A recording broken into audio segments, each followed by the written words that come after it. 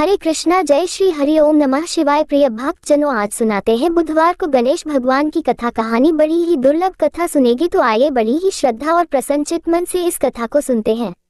चलो कथा सुनाते हैं। वक्रतुंड महाकाय सूर्यकोटि समप्रभा निर्विघ्नं कुरु मे देवो सर्व कार्येषु सर्वदा। गणपति बाप्पा मोरया, आप और आपके परिवार जनों पर गणेश भगवान का आशीर्वाद सदा बना रहे। प्रिय भक्त जनों, बुधवार व्रत कथा। सबसे पहले मिलकर हम सब गणेश भगवान का ध्यान करें। हे गणपति भगवान, आप 64 कोटि विद्याओं के दाता तथा देवताओं के आचार्य बृहस्पति जी को भी विद्या प्रदान करने वाले हैं। कट को भी अभीष्ट विद्या देने वाले आप हैं। आप द्वद हैं, कवि हैं और कवियों की बुद्धि के स्वामी हैं। मैं आपको प्रणाम करती हूँ जो अनाथों के बंधु हैं, जिनके दोनों कपोल सिंदूर से शोभायमान हैं, जो प्रबल विघ्नों का नाश करने में समर्थ हैं और इंद्र आदि देव जिनकी वंदना करते हैं, उन श्री गणेश का मैं प्रातः काल स्मरण करती हूँ। ओम श्री गणेशाय नमः। प्रिय भक्त जनों, अब आप अपने अपने दुखों के निवारण के लिए और अपनी अपनी मनोकामना की पूर्ति के लिए मन में विश्वास रखकर धैर्य के साथ इस पवित्र कथा को सुनिए। एक समय पार्वती जी ने गणेश जी से पूछा कि गणेश जी, वैशाख के महीने के कृष्ण पक्ष की जो संकटा नामक चतुर्थी कही गई है, उस दिन किस गणेश की किस विधि से पूजन करना चाहिए और उस दिन भोजन में क्या ग्रहण करना चाहिए? वैशाख मास के गणपति देवता का क्या नाम है? उनके पूजन आदि का क्या विधान है? सो ये सब आप मुझसे कहिए। तब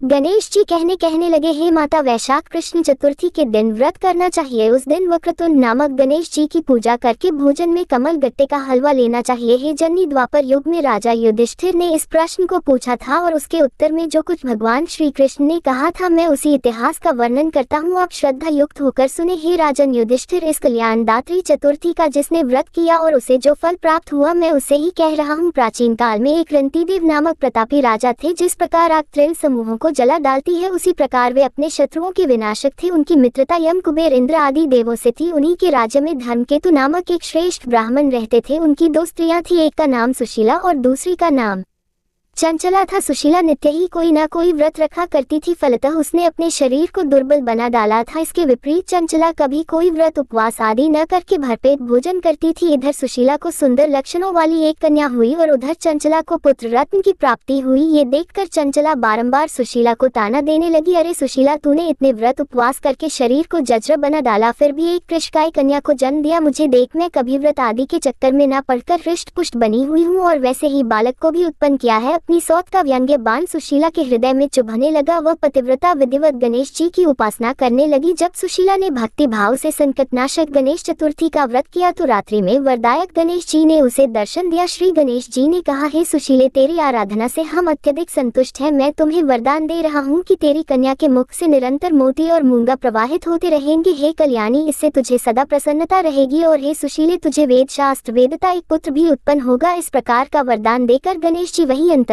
हो गए। वरदान प्राप्ति के फल स्वरूप उस कन्या के मुख से सदैव मोती और मूंगा झड़ने लगी। कुछ दिनों के बाद सुशीला को एक पुत्र उत्पन्न हुआ और इसके बाद धर्मकेतु स्वर्गगामी हो गया। उसकी मृत्यु के अनंतर चंचला घर का सारा धन लेकर दूसरे घर में जाकर रहने लगी, परंतु सुशीला पति गृह में रहकर ही पुत्र और पुत्री का पालन पोषण करने लगी। उस कन्या के मुंह से मोती मूंगा गिरने के फल स्वरूप सुशीला के पास थोड़े समय में ही बहुत सा धन एकत्रित हो गया। इस कारण चंचला उससे ईर्ष्या करने लगी। एक दिन हत्या के उद्देश्य से चंचला ने सुशीला की कन्या को कुएं में धकेल दिया। उस कुएं में गणेश जी ने उसकी रक्षा की और वह बालिका सकुशल अपनी माता के पास लौट आई। उस बालिका को जीवित देखकर चंचला का मन उद्विग्न हो उठा। वह सोचने लगी कि जिसकी रक्षा ईश्वर करता है, उसे कौन मार सकता है। इधर सुशीला अपनी पुत्री को पुनः प्राप्त कर प्रसन्न हो गई। पुत्री को हृदय से लगाकर उसने कहा, श्री गणेश जी ने तुझे पुनर्जीवन दिया है, नाथों के नाथ गणेश जी ही है। चंचला आकर उसके पैरों में नतमस्तक हुई। इसे देखकर सुशीला के आश्चर्य का ठिकाना ना रहा। चंचला हाथ जोड़कर कहने लगी, हे बहन सुशीले, मैं बहुत ही पापिनी और दुष्टा हूँ, आप मेरे अपराधों को क्षमा कीजिए। आप दयावती हैं, आपने दोनों कुलों का उद्धार कर दिया। जिसका रक्षक देवता होता है, उसका मानव क्या बिगाड़ सकता है? जो लोग संतों एवं सत्पुरुषों का दोष देखते हैं, वे अपनी करनी से स्वयं नाश को प्राप्त होते हैं। इसके बाद चंचला ने भी उस कष्ट निवारक पुण्यदायक संकट नाशक गणेश जी के व्रत को किया। श्री गणेश जी के अनुग्रह से परस्पर उन दोनों में प्रेम भाव स्थापित हो गया, जिस पर गणेश जी की कृपा होती है और उसके शत्रु भी मित्र बन जाते हैं। सुशीला द्वारा संकट नाशक गणेश व्रत किए जाने के कारण ही उसकी सौत चंचला का हृदय परिवर्तन हो गया। श्री गणेश जी कहते हैं कि ये देवी पूर्वकाल का पूरा वृतांत मैंने आपको सुना दिया। इस लोक में इससे श्रेष्ठ विघ्न विनाशक कोई दूसरा व्रत नहीं है। श्री कृष्ण जी कहते हैं कि हे धर्मराज, आप भी विधि पूर्वक गणेश जी के इस व्रत को कीजिए। इसके करने से आपके शत्रुओं का नाश होगा तथा अष्ट सिद्धियां और नवनिधियां आपके सामने करबद्ध होकर खड़ी रहेंगी। हे धर्मपरायण युधिष्ठिर, आप अपने भाइयों, धर्मपत्नी और माता के सहित इस व्रत को कीजिए। इससे थोड़े समय में ही आप अपने राज्य को प्राप्त कर लेंगे। श्री कृष्ण भगवान के मुख से इस कथा को विस्तार पूर्वक सुनकर तब धर्मराज युधिष्ठिर ने भी भक्ति भाव से वैशाख कृष्ण चतुर्थी का व्रत किया और गणपति भगवान की कृपा से अपने खोए हुए राज्य को पुनः प्राप्त कर लिया। चतुर्थी तिथि आने पर स्नान करने के बाद सोने, चांदी, तांबे, पीतल या मिट्टी से बने भगवान गणेश जी की मूर्ति स्थापित करनी चाहिए। गणेश जी को स्नान कराना चाहिए। इसके बाद जनेऊ धारण करानी चाहिए। अबीर, गुलाल, चंदन, सिंदूर इत्र आदि गणपति जी को अर्पित करनी चाहिए। वस्त्र अर्पित करे, अक्षत चढ़ाए, फूलों से श्रृंगार करे, गणेश मंत्र बोलते हुए दूर्वा अर्पित करे, भगवान को लड्डुओं का या मोदक का भोग लगाएं, कपूर जलाएं, धूप दीप से आरती उतारे। इस प्रकार पूजा करने के बाद भगवान से सच्चे मन से क्षमा याचना करें और अंत में प्रसाद को सभी भक्तों में बांट दें। अगर संभव हो सके तो घर में ब्राह्मणों को भोजन कराएं और अपने सामर्थ्य के अनुसार उन्हें दान दक्षिणा दें। इस प्रकार जो भी भक्त विघ्नहर्ता भगवान गणेश जी को समर्पित इस व्रत को करता है, उनके सभी कष्टों का नाश हो जाता है और उन पर सदैव गणेश भगवान की कृपा बनी रहती है। सभी मिलकर प्रेम से बोलिए, विघ्नहर्ता भगवान गणेश जी की जय। अब सुनिए चौथ माता की कथा, क्योंकि चतुर्थी का व्रत बिना चौथ माता की कथा के या पूजा के अधूरा रहता है। पौराणिक कथा के अनुसार एक गांव में एक सेठ सेठानी थे। उनके एक बेटा और एक बहू थे। बहू सबको भोजन करा के फिर स्वयं भोजन करती थी। एक पड़ोसन ऐसी भी थी जो रोज पूछती थी कि बहू आज क्या बनाया है, क्या खाया है, तो बहू कहती ठंडो बासी। एक दिन उसके पति ने ऐसा सुनकर विचार किया कि आज तो पकवान बनाए जाएं, फिर देखे कि मेरी पत्नी क्या कहती है। उसने तरह तरह के पकवान बनवाए और घर के सभी लोगों ने एक साथ बैठकर भोजन किया। आज भी पड़ोसन ने पूछा तो बहू ने कहा कि ठंडो बासी, सेठ के लड़के ने सोचा हो ना हो कोई बात अवश्य है जिससे कि मेरी पत्नी ऐसा कहती है। उसने पत्नी से पूछा, तुम रोज ठंडो बासी खाया ऐसा क्यों कहती हो, जबकि हम सब ने एक साथ बैठकर कई तरह के पकवान खाए। उसकी पत्नी बोली, हम जो खा रहे हैं वह बाप बूढ़ों की कमाई है। जिस दिन आप कमा कर लाओगे उस दिन मैं समझूंगी कि ताज़ा भोजन कर रहे हैं। अब एक दिन लड़के ने माँ से कहा, मैं एक बड़े शहर में कमाई करने जा रहा हूँ। माँ बोली, बेटा अपने पास इतना धन है कि खाया नहीं खत्म होगा। माँ के मना करने पर भी बेटे ने स्वयं कमाने का दृढ़ निश्चय कर लिया और जाते समय पत्नी से कहा, मैं जब तक कमाकर बहुत सा धन लेकर ना आऊं तुम चूल्हे की आग मत बुझने देना। एक दिन चूल्हे की आग बुझ गई तो वह मन ही मन घबराने लगी, कहीं मेरे पति पर संकट तो नहीं आ पड़ा। जल्दी से पड़ोस में से आग लाकर चूल्हे में रख दूं, ऐसा विचार करके पत्नी पड़ोस में गई। वहां पड़ोसन चौथ माता का व्रत और पूजन कर रही थी। पड़ोसन ने कहा, थोड़ी देर में आकर ले जाना। तो बहू ने पड़ोसन से पूछा,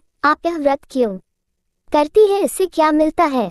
पड़ोसन ने कहा, चौथ माता के इस व्रत को करने से अन्न और लक्ष्मी मिलती है और अपनी मनोकामनाएं पूर्ण होती है। अब बहू भी चौथ माता का व्रत करने लगी। दीवार पर उसने चौथ माता का चित्र बनाया। उस दिन घी और गुड़ का चूरमा बनाकर रात्रि को चंद्रमा को अर्घ देकर उसने भोजन किया। ऐसा करते करते बहुत दिन हो गए। चौथ माता ने उस बहू के पति को सपना दिया कि साहूकार का बेटा तू जागे कि सोवे, तेरी पत्नी तुझे बहुत याद कर रही है। घर जाकर उसकी चिंता मिटा दे। तू दुकान खोलकर कंकु केसर का पगलिया बनाकर बैठ जाना, आज तेरा हिसाब किताब हो जाएगा। तो चौथ माता ने जैसा कहा था वैसा ही हुआ। उसने घर जाने की तैयारी की और गाड़ी भर की धन दौलत लेकर चल दिया। रास्ते में एक बड़ा सा काला नागफन फैलाए बैठा था और कहने लगा, आज तो मैं तुझे डसूंगा, छोड़ूंगा नहीं, आज तेरी आयु पूरी हो गई है। सेठ के लड़के ने कहा, आज चौथ माता ने मुझे सपना दिया तो मैं पत्नी से मिलने घर जा रहा हूँ। वहाँ मेरी पत्नी बहुत चिंता कर रही है, मैं उससे मिलकर जरूर आऊंगा, तब तुम मुझे डस लेना। नाग ने कहा, तुम शपथ पूर्वक कहकर जाओ तो मैं तुम्हें जाने दूंगा, परंतु लौट कर नहीं आई तो तुम्हारे घर आकर मैं तुम्हें डस लूंगा। इस प्रकार सांप को वचन देकर वह घर पहुंचा। वहां सभी से हंसी खुशी से मिला और भोजन करने उदास होकर बैठ गया। उसकी पत्नी ने उदास होने का कारण पूछा तो पति ने काले नाग वाली बात बताते हुए कहा कि यदि मैं उसके पास नहीं जाऊंगा तो वह घर आकर ही मुझे डस लेगा। पत्नी बहुत चतुर थी, उसने कहा कि आप घबराओ नहीं, ले जाओ, मैं एक उपाय करती हूँ। पत्नी ने कमरे की 7 पेड़ी धोई। पहली पेड़ी पर रेत, दूसरी पर इत्र, तीसरी पर गुलाल फूल, चौथी पर कंकु केसर, 5वीं पर लड्डू पेड़ा, 6ठी पर गादी गलीचा और 7वीं पेड़ी पर दूध का कटोरा भरकर रख दिए। इस प्रकार वह 7 ही पेड़ी सजाकर बैठ गई। आधी रात होते ही नाग आकर पेड़ी चढ़ने लगा। पहली पेड़ी पर रेत में लौट गया और कहने लगा कि सेठ की बहू ने आराम तो बहुत दिया पर वचनों से बंद कर आया हूँ, सो डसूंगा अवश्य ही। इसी प्रकार 7 पीढ़ियों पर नाग आराम करता हुआ और कहता हुआ कि डसूंगा जरूर कमरे में जाने ही वाला था कि चौथ माता ने विचार किया कि मैं इसे नहीं बचाऊंगी तो संसार में धर्म कर्म और व्रत पूजन को कौन मानेगा। अब तो गणेश जी, चंद्रमा जी और चौथ माता ने उसे बचाने का विचार किया। चंद्रमा जी ने उजाला किया, चौथ माता ढाल बनी और गणेश गणेश जी ने तलवार लेकर नाग को मार दिया और ढाल से ढक दिया। अब बहू भी थकी हारी सो गई। दिन निकला तो लोग बेटे से मिलने आए, परंतु बेटा बहू तो उठे ही नहीं थे। बहुत देर हो गई तो माँ उन्हें उठाने गई। माँ ने सातों पीढ़ियों पर जो कुछ देखा तो वह बहुत ही घबराए और बेटा बहू को आवाज लगाई। बेटा बहू उठे तो देखा कि एक ढाल तलवार वहाँ पड़ी है। अब ढाल उठाई तो वही काला नाग मरा हुआ पड़ा है। बेटा बहू ने सोचा कि आज तो धर्म कर्म ही आड़े आए हैं, जो भगवान गणेश जी और चौथ माता ने अपनी रक्षा की। ही चौथ माता, आपने जैसी सेठ के बेटे बहू की रक्षा की वैसी ही सबकी रक्षा करना। बोलो चौथ माता की जय। अब आप सुनिए श्री गणेश चालीसा पाठ। जय गणपति सद्गुण सदन कविवर बदन कृपाल विघ्न हरण मंगल करण। जय जय जय गिरिजा लाल। जय जय जय गणपति गणराजू मंगल भरण करण शुभ काजू। जय जग बदन सदन सुखदाता विश्व विनायक बुद्धि विधाता वक्रतुंड सुचुन सुहावना तिलक त्रिपुंड भाल मन भावन राजत मणि मुक्तन उमाला स्वर्ण मुकुट शिर नयन विशाला पुस्तक पान कुठार त्रिशूलम मोदक भोग सुगंधित फूलम सुंदर पीताम्बर तन साजित चरण पादुका मुनि मन राजित धन शिव सुवन शदानंद व्रता गौरी लालन विश्व विख्याता रिद्धि सिद्धि तव चवर सुधारी मोषक वाहन सोहत द्वारी कहो जन्म शुभ कथा तुम्हारी अति सुचि पावन मंगलकारी। एक समय गिरिराज कुमारी पुत्र हेतु तप कीन्हा भारी भयो यज्ञ जब पूर्ण अनुपा तब पहुँच्यो तुम हरि द्विज रूपा अतिथि जानिक गौरी सुखारी। बहुविधि सेवा करी तुम्हारी अति प्रसन्न हमें तुम वर दीन्हा मात पुत्र हित जो तप की मिलो पुत्र तू बुद्धि विशाला बिना गर्भ धारण। यही काला गणनायक गुण ज्ञान निधाना पूजित प्रथम रूप भगवाना अस्कह अंतर ध्यान रूप होवे पालना पर बालक स्वरूप होवे बन शिशु रुदन जभी तुम ठाना लखमुख सुख नहीं गौरी समाना सकल मगन सुख मंगल गावह नावती सुरन सुमन वर्षावह शंभु उमा बहु दान लुटावह सुर मुनि जत सुख देखन आवह लख अति आनंद मंगल साजा देखन भी आए शनि राजा ने जब गुण गुनी शनि मन माही बालक देखन चाहत नाही गिरजा कछु मन भेद बढ़ायो उत्सव मोर न शनि तू भयो कहत लगे शनि मन सकुचाय का कर हो शिशु मोह दिखाए नहीं विश्वास उमा और भय शनि सो बालक देखन कहियो पद तह शनि दृक कौन प्रकाशा बालक सिर उड़ गयो आकाशा गिरजा जागिरी विकल हवे धरनी सो दुख दशा गयो नहीं वर्णी हाहाकार मच्छ्यो कैलाशा शन की लक सुत को नाशा तुरत गरुड़ चढ़ी विष्णु सिद्धाऊ काटी चक्र सुगज सिर लाई बालक के धर ऊपर धारियो प्राण मंत्र पर शंकर दारियो नाम गणेश शंभु तब कीन्हे प्रथम पूज बुद्धि निधि वर दीन है बुद्धि परीक्षा जब शिव कीन्हा पृथ्वी कर प्रदक्षिणा लीन्हा चले शदानंद भरमी भुलाई रच बैठ तुम बुद्धि उपाय चरण मातु पितु के धर ली है तिनके साथ प्रदक्षिण की है धनी गणेश कह शिव ये हर्ष नपते सुरन सुमन बहु बर से तुम्हारी महिमा बुद्धि बढ़ाई शेष सहस मुख सके न गाई मैं मतहीन मलन दुख हारी करहु कौन विधि विनय तुम्हारी भजत राम सुंदर प्रभु दासा जग प्रयाग करा दुर्वासा अब प्रभु दया दीना पर कीजिए अपनी शक्ति भक्ति कुछ दीजिए श्री गणेश ये चालीसा पाठ करे कर ध्यान नित नव मंगल ग्रहे बसे नहीं जगत सन्मान संबंध अपने सहस्त्रदश ऋषि पंचमी दिनेश पूर्ण चालीसा भयो मंगल मूर्ति गणेश श्री गणेश चालीसा समाप्त होती है। प्रेम से बोलिए भगवान श्री गणेश की जय। आप सभी को आज की वीडियो अच्छी लगी हो तो वीडियो को एक लाइक जरूर करें और भगवान गणेश जी की जय जरूर लिखें और हमारे हिंदी स्टोरी चैनल को भी सब्सक्राइब करें। धन्यवाद।